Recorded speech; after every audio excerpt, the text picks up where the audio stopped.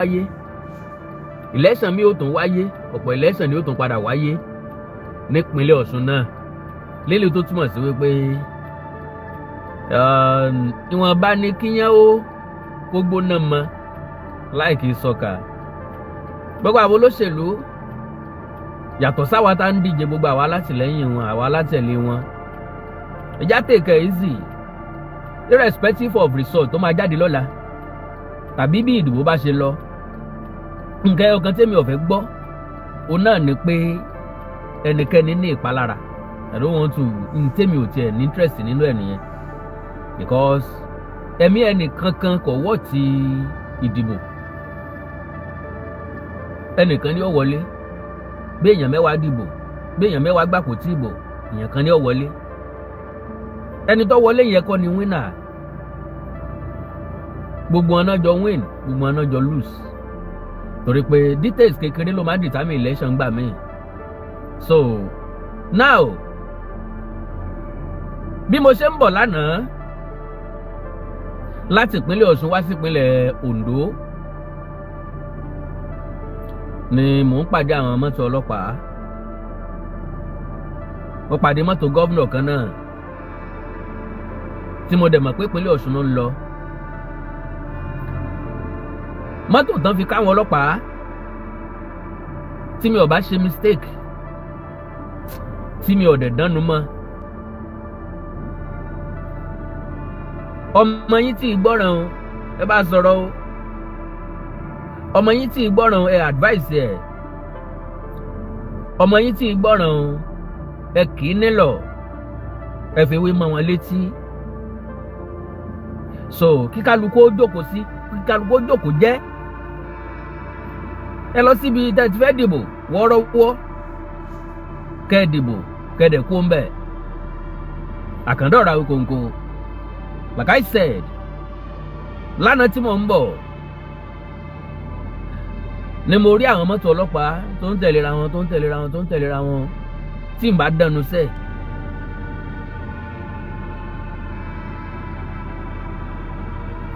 So ẹ má bínú nẹ́tíwọ̀kì bí tí mo wà ní òdá bọ̀ mo nígbàgbọ́ pé ó máa gbórí dúró díẹ̀ so like I said bóyá kí n dẹ̀ tún tan dátà kejì náà.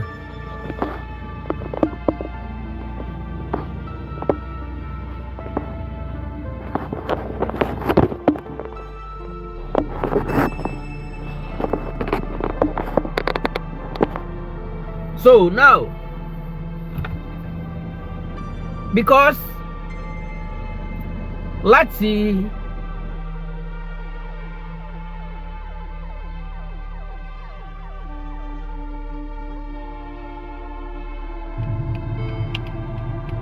nẹ́tíwọ̀kì ní ọ̀dá ẹjá tó wo ti bí iná so like I said mo ní gbogbo ẹ̀yin tẹ́ wọlé ẹjọ́ torí Ọlọ́run ẹ bá mi pín program yẹn mo bẹ̀ yín ni ẹ bá mi pín program yẹn ó yẹ kí nẹ́tíwọ̀kì ó dúró báyìí mo ń bọ̀ ó lágbára díẹ̀ o Ọ̀ṣun ò ní gbóná lágbára Ọlọ́run yóò tutù bí omi inú àmù ìlú ó dùn yóò ṣe é gbé fún gbogbo wa ẹ má jẹ́ ká ẹsẹ̀ halẹ̀ mọ́ra wa bí election ti máa ń rí nìyẹn kùkù kẹ̀kẹ́ rẹ̀ gbọ́dọ̀ pọ̀ torí pé ìhàlẹ̀ náà ni wọ́n ń pè ní election ìhàlẹ̀ ni kùrùkẹ́rẹ́ kàrámọ̀ kálukú ló máa fi ewé sí tiẹ̀ kálukú ni ó fi yọ̀ sí now mo kọ́kọ́ wá ń bèrè lọ́wọ́ ara mi bí mo ṣe ń bọ̀ lánàá iṣẹ́ ọlọ́pàá tí ń bẹ ní Nàìjíríà pọ̀ tó báyìí as in mo ti ń pàdé wọn láti Ẹ̀rìn Ọ̀ṣun irọ́ o no Ẹ̀rìn Ìjẹ̀ṣà láti Ẹ̀rìn Ìjẹ̀ṣà tí mo fi dé Gbàrà Òkè tí mo fi dákúrẹ́ mo yà lákúrẹ́ mo máa fẹ́ dúró bíi 1 hour lákúrẹ́ or more than ìgbà tí mo tún bọ́ sọ́nà wọ̀ padà mo pàdé wọn títí tí mo fi dọ́wọ̀ ni àwọn ọmọ bọ́ọ̀sì yẹn wọ́n lé 200. Ó máa bọ̀ sí Nasarawa public transport, Nasarawa public transport eléyìí ó pọ̀ bí ẹgbẹ̀lẹ́mùkún ni. Mo á rò pé ṣé Nasarawa nìkan lọ́lọ́pàá wà ni, ṣé Nasarawa nìkan náà ti ń kọ́ ọlọ́pàá bọ̀ ni. Now, unfortunately, láàárọ̀ yìí ni mo tún gbọ́ wípé wọ́n tó dẹ́mi ẹnìkan légbodò. Wọ́n ní olólùfẹ́ àti alátẹ̀lé ẹgbẹ́ òṣèlú àkọọ̀dù ni. Wọ́n ní pé àwọn olólùfẹ́ àti alátẹ̀lé ẹgbẹ́ òṣèlú All Progressive Congress ń lọ ṣekú pa onítọ̀hún. Ṣé mọ̀ pé níta gbọ́ náà ni pé àwọn kan dẹ̀mí ọmọ ẹgbẹ́ òṣèlú APC kan légbodò nílùú Iléṣà. Now, sẹ́nétọ̀ kan sọ̀rọ̀ bọ́ọ̀bá ọpá bọ́ọ̀bá òbú lẹ́sẹ̀. So àwọn ọlọ́pàá invite ẹ̀ bí ṣe máa ń rí nìyẹn. Tó bá ti jólówó tó ti já àwọn tó wà nípò gíga, immunity máa ń cover wọn, àìgbọ́n kankan. Àbájáde ń tó bá lọ sọ́dọ̀ àwọn ọlọ́pàá àgbọ́mọ́. Nǹkan táwọn ọlọ́pàá sọ àgbọ́n kankan. Ṣé wọn ó múlẹ̀ kílẹ̀ ṣòun tó wáyé àmọ́ kankan. So kò wá yé mi rárá tó fi di wípé lílé là ń lera wá káàkiri. Kò sọ́mọ Démọ́lá Adeleke láàrin wa, kò sọ́mọ Oyèbánjí láàrin wa. Kílẹ̀ tí kálukú òjókòó ẹ̀ jẹ́. Alright, now lónìí wọ́n arrest àwọn kan. Òǹdíje dupò lọ sílé ìgbìmọ̀ asòfin ìpínlẹ̀. Ó wà láàrin wọn nínú ẹgbẹ́ òṣèlú All Progressive Congress. Wọ́n bá wọn ìbọn lọ́wọ́ wọn rẹpẹtẹ. Wọ́n arrest wọn. Mọ́tò APC wọ́n gbé. Lélẹ̀ tí wọ́n lẹ òǹdíje dupò gómìnà lábẹ́ ẹgbẹ́ òṣèlú ọ̀hún, tí wọ́n lẹ píìtù ẹ̀ gàràgbàgàràgbà sí lára. Lo and behold, kò sẹ́ni tí yóò sọ fún ọ wípé òǹdíje dupò gómìnà lọ́rán wọn. Táwọn bá fẹ́ sọ wọn lè pò làwọn ṣiṣẹ́ fún. Ó lè mọ̀ wọ́n, ó lè mọ̀ wọ́n, eléyìí ọ̀kan yìí mi. Ntọ́kàn mi ni wípé àwọn agbófinró, àwọn navy ni wọ́n mú wọn. Okay, now mo tún wá gbọ́ nù ròyìn kan pé àwọn ọlọ́pàá lọ rèé dé Akọgunlérè Oyèwùmí. Wọ́n rèé dé mọ́lé. Wọ́n ní wọ́n fẹ́ arrest ẹ̀. Kí lakọgun ṣe? Ilu Osun kó lọ síbẹ̀, wọ́n ló lé 10. Kí lakọgunlérè Oyèwùmí ṣe? Election will surely come and go. Election máa wá, election máa lọ. Ó wá dàbí ẹni pé àdìbò rí lọ́sùn. Ṣé torí aráàlú náà gbogbo eléyìí? Eléyìí ò ṣe torí aráàlú. Àwọn èèyàn wá ń sọ wípé Ààrẹ Bọ́lá Ahmed Tinubu mọ̀ ń pa wàhálà tí ń ṣẹlẹ̀ yìí. Tàbí pé bóyá torí Tinubu fẹ́ gba Ọ̀ṣun by fire by force. Àwa ni tó ẹ̀já mọ́wọ́ lẹ́rán ká máa wòye. Lọ́jà ń sọ wípé Démọ́lá Adeleke ń bá kádàrá jagun. Tó bá jà lájàyè, Àkàndá ọ̀rọ̀ Awíkóńkó máa congratulate ẹ̀. Because Ògúndòtí irọ́ ò da ẹni tí ń pa ò lálàáfíà. Ẹni tí wọ́n ní wọ́n pa yẹn, Omi Ẹran Àtijọ́ community ni wọ́n pe bẹ̀.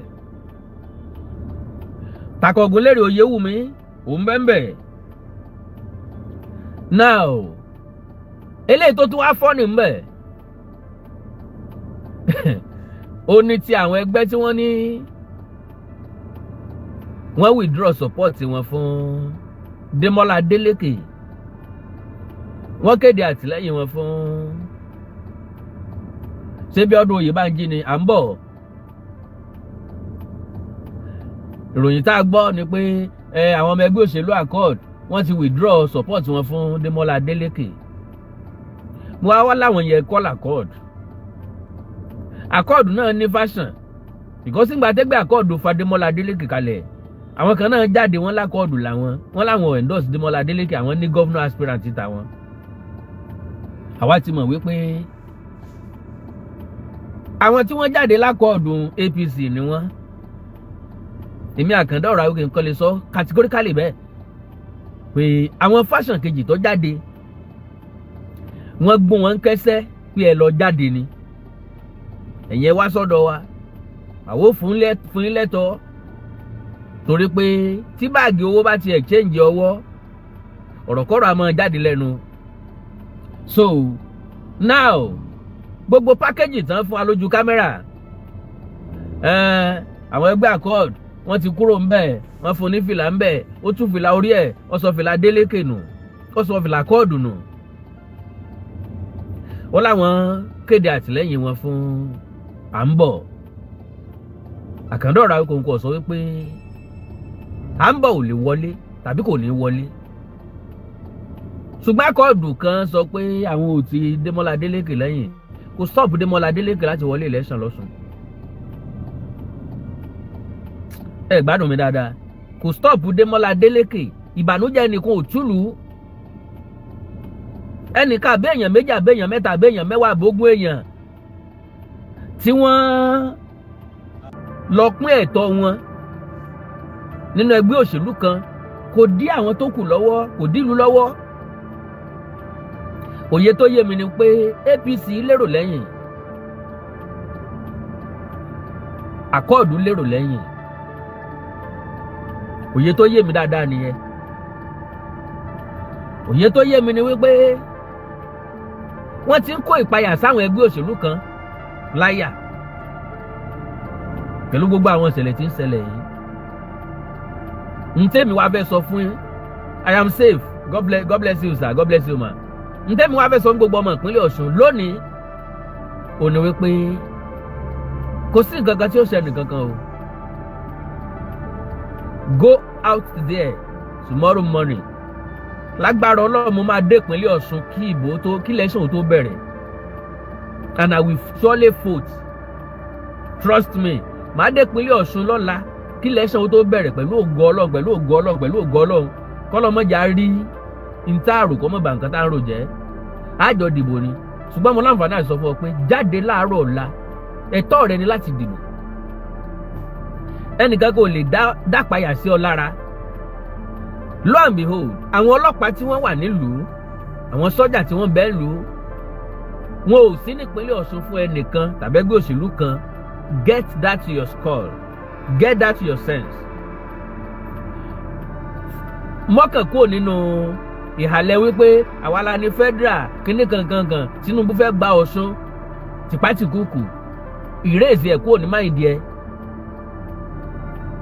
ní lọ́kàn wípé gbogbo ọlọ́pàá ti ń bẹ yẹn wọ́n wà ń bẹ for every one of us.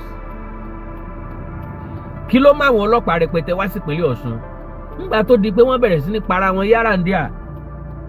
President ò lè lajúlẹ̀ káwọn èèyàn mọ para wọn torí pé wọ́n fẹ́ dìbò. Èyí tó kó ọlọ́pàá rẹpẹtẹ wá sí ìpínlẹ̀ Ọ̀ṣun nìyẹn ibi tí tension bá ti wà lọ́lọ́pàá máa ń pọ̀ ńbẹ̀.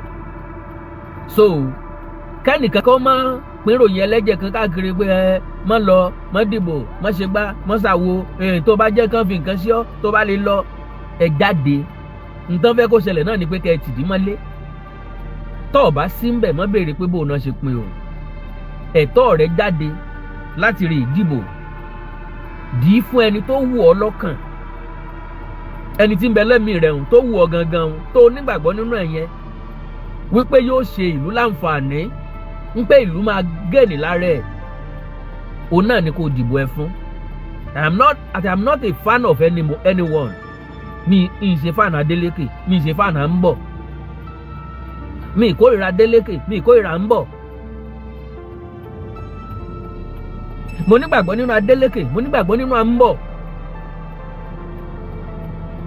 because anybody tó bá wà nípò gómìnà iṣẹ́ ìlú wọn ni kò wá ṣe kì í ṣe iṣẹ́ mọ̀lẹ́bí. Eléyìí tèmi ò fẹ́ gbọ́sẹ̀ ò ní pé ẹ̀mí kan ṣòfò tàbí wọ́n pààyàn kan eléyìí nìkan lèmi ò fẹ́ gbọ́ because òye tó yé mi ni pé àwa mẹ̀kúnnù la máa ń wà the receiving end kò dẹ̀ make sense so the earlier the better táwa tá a jẹ́ mẹ̀kúnnù náà tá a bá jẹ́ kí ọpọlọ wa ó ṣiṣẹ́ dáadáa kárántí wípé àwa náà lè di nǹkan lọ́la àwa náà lè jẹ́ nǹkan lọ́la so takọ̀gun lẹ́rìí Oyèwùmí kí ni ọlọ́pàá ń wá nílé wọn ṣé lóòótọ́ lọ̀rọ̀ tí gómìnà Adémọ́lá Adeleke sọ wípé àwọn special ọlọ́pàá kan wá láti Àbújá wọn ò dojú sọ̀yàn méjì àwọn èèkàn nínú ẹgbẹ́ òṣèlú àkọọ̀dù ni wọ́n ń lé kiri bẹ́ẹ̀ bá ti dẹ́yẹ sí lẹ́rìí Oyèwùmí tẹ́ ẹ̀ jẹ́ kí lẹ́rìí Oyèwùmí ó jáde láti dìbò ó túmọ̀ sí pé federal government wà lẹ́yìn ẹgbẹ́ òṣèlú federal government wà lẹ́yìn ẹgbẹ́ òṣèlú kan kì í ṣe pé wà lẹ́yìn ẹgbẹ́ òṣèlú kan jẹ́ pé federal government ń bẹ lẹ́yìn ẹgbẹ́ òṣèlú all congress táwọn tí ń bẹ nílé lẹ́rìí Oyèwùmí ò bá jáde táwọn bá kúrò ń bẹ̀ ìròyìn tó tẹ̀ mí lọ́wọ́ ni pé ilọ̀sì 10 náà park síbẹ̀ òun lélẹ́yìí.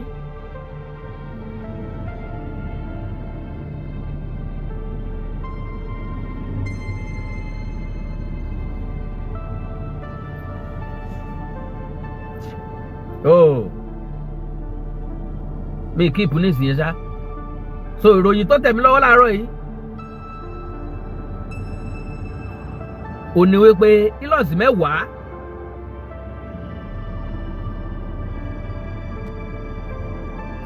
iná wọn kó lé ẹ̀ gbèsè láàárọ̀ ìlẹ́yìn ìrọ̀lẹ́ jáde ó ní security operatives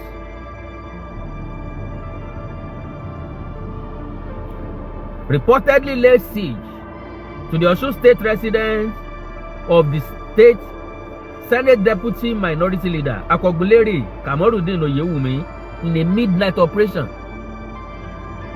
allegedly aimed at effecting his arrest. Kí lè fẹ́ arrest ẹ̀ fún? Kí n lérè ṣe? Tó gbé amọ̀ tàǹkì lé ni, àgbọ́gbàdo olóró lé, àbókó ballot paper lé, àbókó bàn lé. Kí lè fẹ́ arrest ẹ̀ fún? Tẹ́ bá fẹ́ arrest èèyàn, ẹ announce tó ṣe síta fún wa ká gbọ́. So, the operation reportedly took place at about 1 a.m. òru ni wọ́n délé ẹ̀ with about 10 Ilos vehicles deployed to the residence according to a statement issued by the media unit of the office of the Senate Deputy Minority Leader. The development comes amid political activities in Osun State ahead of the governorship election with opposition parties and their campaigning across the state. The media unit described the operation as a shameful attempt to silence key opposition voices and subvert democratic freedoms, accusing the All Progressive Congress (APC) of using intimidation to suppress political opponents. Lẹ́rìí Oyèwùmí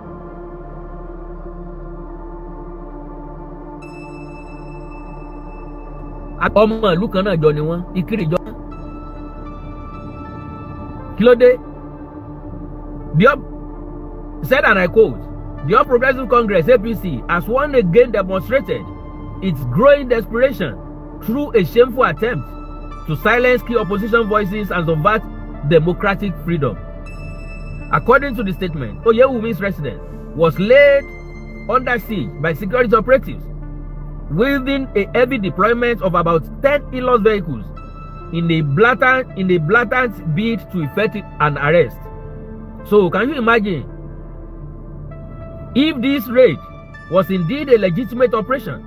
The public deserves immediate and transparent answers regarding the legal authority, official justification, and command behind such a massive state deployment.